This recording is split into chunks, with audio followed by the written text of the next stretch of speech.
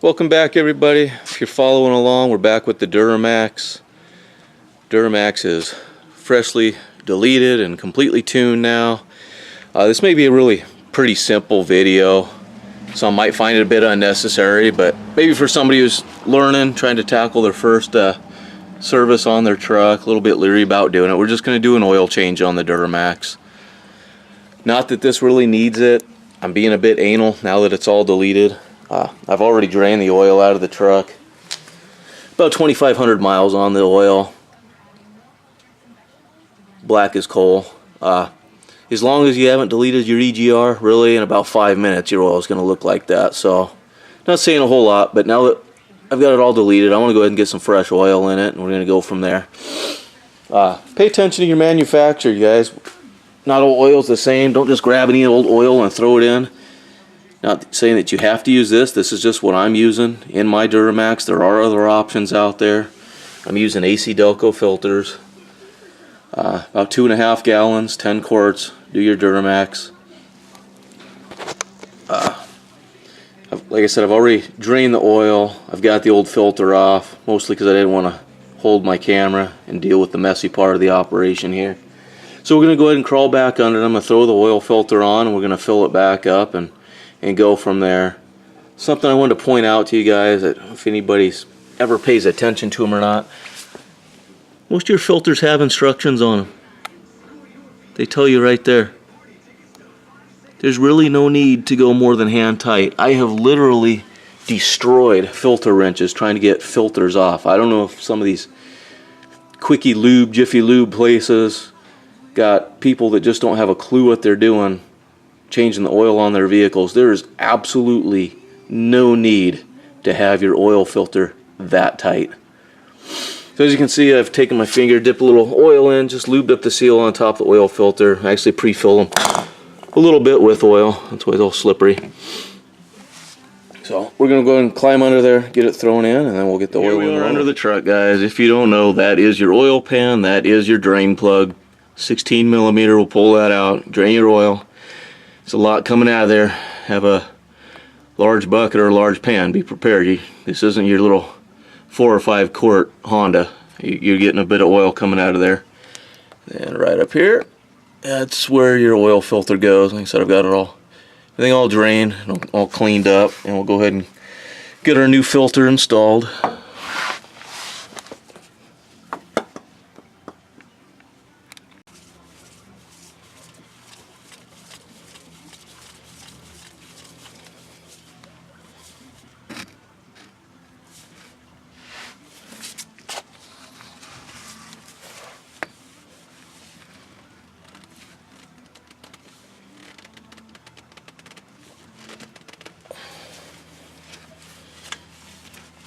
That's really all there is to it, you guys. Like I said, there's no need to throw a wrench on that thing. As you can see, if you got writing on my filter, if you've noticed, something I got in the habit of doing after my years of service work, I just take a Sharpie or a paint marker, and I usually throw the date and miles on the filter itself. See, I've also done that with the tranny filter. Just something I got in the habit of doing. If you got somewhere else you can write it down and you keep track of it, great, that's cool. But next guy gets a vehicle or something, it's quick and easy. I can never keep track of anything, so this makes it easy. Just my preferred method. Alright, here we are back up top. We're done underneath the truck. You guys don't already know, there's your oil dipstick. There's your oil fill. Says it right there. Almost idiot proof. So we're going to go ahead and use a funnel, and we'll slowly get our oil poured in there. We'll fire it up, let it sit a little bit. We'll double check our oil level, and we should be good to go for quite some time, especially now that we got that EGR garbage all deleted off the truck. Guys, I understand the video is ridiculously simple, especially if you've been following along, doing some of the performance upgrades, and they understand we kind of regress, go back to a simple oil change, but we're not all on the same level. Maybe it's enough to encourage somebody else to go ahead and tackle it themselves and save a few dollars.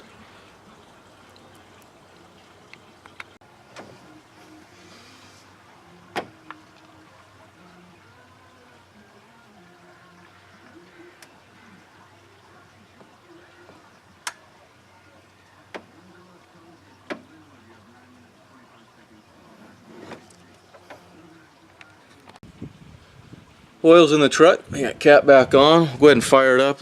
Let it circulate for a few minutes.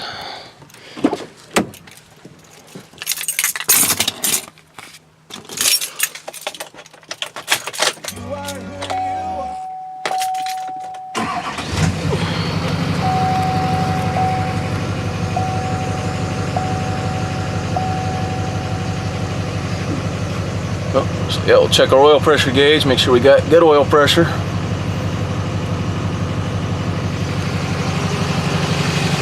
So we'll let it run for a couple minutes, shut her down, let her sit, let the oil settle back down, and then we'll go ahead and verify our oil level, and we should be good to go. Okay, so we circulated the oil. Truck's been sitting for a little bit now. Go ahead and we're going to pull the dipstick out. Wipe off what we got. No residual slopped up the tube, anything.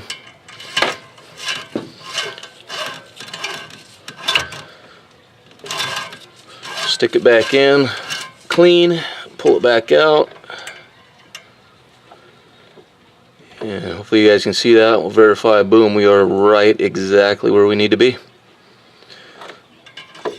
So we are good to go for several thousand more miles, guys. So anyway, hopefully that helped somebody out. Thanks for watching, guys. Subscribe, stay tuned for more.